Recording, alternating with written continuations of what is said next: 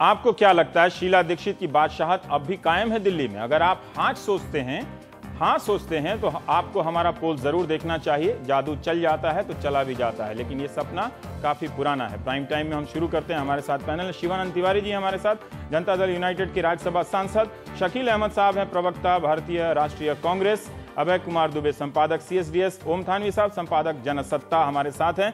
हम दो जल्दी से देख लें कि हर दिन कुछ महापुरुषों के बारे में हम और बड़े नेताओं के बारे में सर्वे कर रहे हैं, तो उसमें लोगों ने क्या कहा कि भारत के 5 सर्वकालीन महान नेताओं में से सुभाष चंद्र बोस भी हैं उस गिनती में, अटल बिहारी वाजपेयी भी आ गए हैं, इंदिरा गांधी भी हैं और जवाहरलाल नेहरू, लेकिन ऊपर महात्मा गांधी। मुझे व्यक्तिगत थोड़ी आपत्ति इसलिए भी है कि इसमें अंबेडकर नहीं है। कोई भी इस नाम को खोजेगा, लेकिन महिला आरक्षण पर भी हमारा एक सवाल था कि महिला आरक्षण पर लोगों ने क्या कहा है। तो 76% लोग मानते हैं कि महिलाओं के लिए संसद में 1/3 आरक्षण हो जाना चाहिए। ये नई राजनीति की आहट है। लोकपाल की तरह ये फाइल संसद में बंद पड़ी हुई है। लेकिन चलते हैं बिहार, देखेंगे यहाँ नीतीश की मजबूती नरेंद्र मोदी के लिए क्या संदेश दे रही है।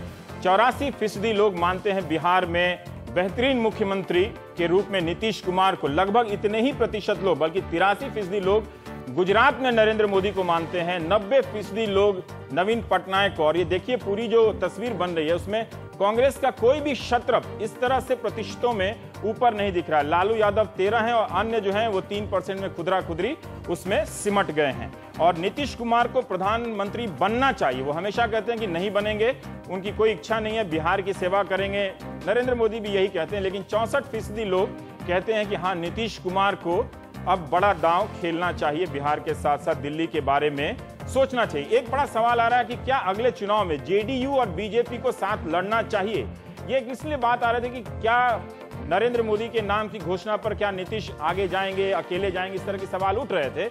लेकिन 70% लोग वहां ये मान रहे हैं कि नहीं, नीतीश और JDU को, BJP और JDU को मिलकर चुनाव लड़ना चाहिए, तभी वो एक तरह से कांग्रेस को कि दिल्ली की राजनीति में शिकस्त दे पाएंगे। तो एक हमारा तरह से जो अनुमान है, बिहार में देखिए 40 सीटें हैं। और ये भी एक लालू प्रसाद यादव के बारे में कि 44% जो वोटर हैं वो कहते हैं कि लालू प्रसाद यादव को बिहार की राजनीति में लौटना चाहिए। आजकल वो पटना में रहने लगे हैं कभी कभी। और 56% लोग कहते हैं कि नहीं, लेकिन RJD का वोटर कहता है कि उन्हें आना चाहिए बिहार में। 27% ये भी लोग हैं, पता नहीं वो कौन वोटर है जो कह रहा है RJD का कि लालू प्रसाद को अब बिहार की राजनीति में नहीं आना चाहिए। तो जल्दी से हम बिहार का एक नतीजे देख लेते हैं कि क्या है वहां पर। 40 लोकसभा सीटें हैं। 2009 में आप देखेंगे कि 32 सीटों पर इनका कब्जा था BJP और JDU का। JDU को 20 सीटें थी, लेकिन इस बार 32 से 36 4 सीटें अगर इस वक्त चुनाव हो जाए तो नीतीश 5 सीटें गेन कर रहे हैं वहां पर बिहार में 12 से।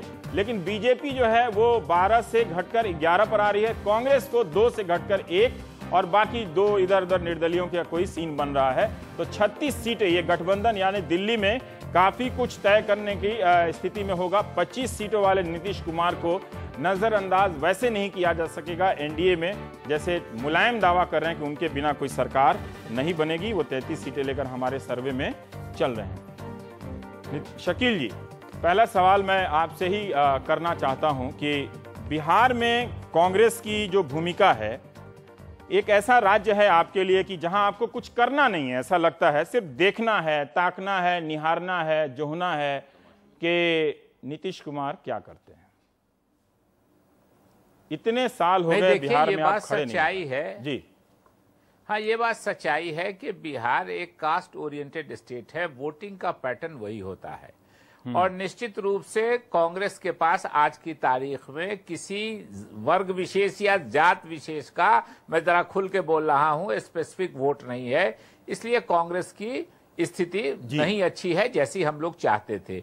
इसीलिए हमारे पास लोकसभा में 2 सीट है और विधानसभा में 4 सीटें हैं। इस सच्चाई से कोई इनकार नहीं कर सकता है। लेकिन आप नीतीश कुमार जी की जो बातें कर रहे हैं जी, शकील जी, उनके बारे में कहना चाहते हैं। आप कह लीजिए जल्दी से। कुछ बोल रहे हैं। हाँ, उनकी इसलिए कहना चाहते हैं कि आज नीतीश जी वहां स्थापित हैं, इसलिए कि लालू प्रसाद यादव जी ने जब 2004 में उनकी सरकार थी बिहार में और हम लोग 29 सीट जीत के अलायंस में आए थे, लेकिन लालू यादव जी ने सबसे पहले रामविलास पासवान जी को नाराज कर लिया रेलवे मंत्रालय की वजह से, जिससे वो 2005 का चुनाव हार गए। उसके बाद जब रामविलास पासवान जी को ठीक किया तो 2009 में कांग्रेस से अलग हो गए, जिसके बाद 4 सीट पर वो पहुंच गए। ठीक है। और जब फिर 2010 में उन्होंने हम लोगों को साथ रखने की कोशिश की तो हम लोगों ने कहा कि नहीं, बिल्कुल साथ नहीं रहेंगे, इसलिए विधानसभा में उनको 28 सीटें हो गई। तो लालू यादव जी ने जो अलायंस अपना तोड़ा अपने कारणों से, उसका बहुत फायदा हुआ नीतीश कुमार जी को। शिवानंद तिवारी जी बैठे हैं, तो हम आप कह रहे हैं कि लालू यादव जी की मंत्रिमंडल में थे। जी ठीक है, संक्षेप में चलते हैं। शिवानंद तिवारी जी भी उसी मंत्रिमंडल में थे, ये कह रहे हैं। देखिए, आपकी बात से मुझे एक व्यक्तिगत तौर पे एक परेशानी इसलिए है कि मैं भी उस राज्य से आता हूं। सिर्फ जाति के आधार पर नीतीश कुमार को वोट नहीं मिला था, ये आप भी जानते हैं। एक लालू प्रसाद आरजेडी के शासन से जिसका आप समर्थन कर रहे थे, जिसमें आप भी मंत्री थे। हाँ, तो उसको लोगों ने हराया। तो एक तिवारी जी, हम और शिवानंद तिवारी जी दोनों मंत्री थे उस सरकार में। मैं दूसरी बात कर रहा हूं, मैं 100% कर रहा हूं कि नीतीश कुमार जी को एक जातीय समीकरण का वोट मिला था। और इसीलिए आप देखेंगे कि 2005 में जब वो कोई विकास पुरुष की छवि उनकी मीडिया ने नहीं बनाई थी, तब से लेके 2010 में उनका 2.8% वोट बढ़ा है नीतीश कुमार जी का। ठीक है। और वो भी इसलिए बढ़ा है कि 2005 में लालू जी के हाथ में सत्ता थी, उनका 5% वोट घट गया और नीतीश जी के हाथ में सत्ता आ गई, इसलिए मैं सियासी बात पूछ रहा था, वोट बढ़ गया। आप भी पोस्टर की भाषा में कहने लगे। मिला था शकील, उसी जातीय देखिए, आप वहां पर नहीं है, आपका कोई नेता वहां पर नहीं है, आपका कोई वहां पर मुद्दा नहीं है, एजेंडा नहीं है, ना प्रदेश स्तर पर कोई नेता बिहार से है, ना राष्ट्रीय स्तर पर। आप ठीक है, आप बंगाल के प्रभारी हैं, लेकिन वहां पर आपने चुनौती देने के लिए एक मैदान छोड़ रखा है। यह भी स्वीकार करना चाहिए कि आज वहां नीतीश को समर्थन है, चाहे उस सरकार में 100 और कमजोरियां होती हैं हर सरकार में, लेकिन राजनीतिक तौर से आप विकल्प नहीं हैं। और यही लग रहा है कि एक जो राज्य महत्वपूर्ण बन सकता था, आपने खाली छोड़ा।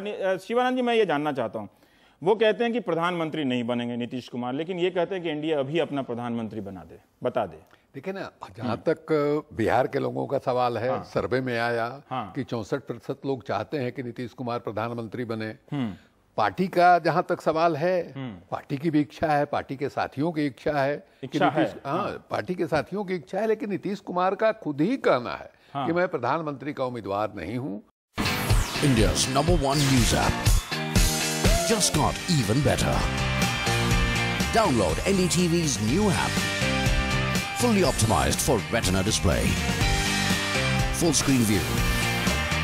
Faster response time. And Sudoku.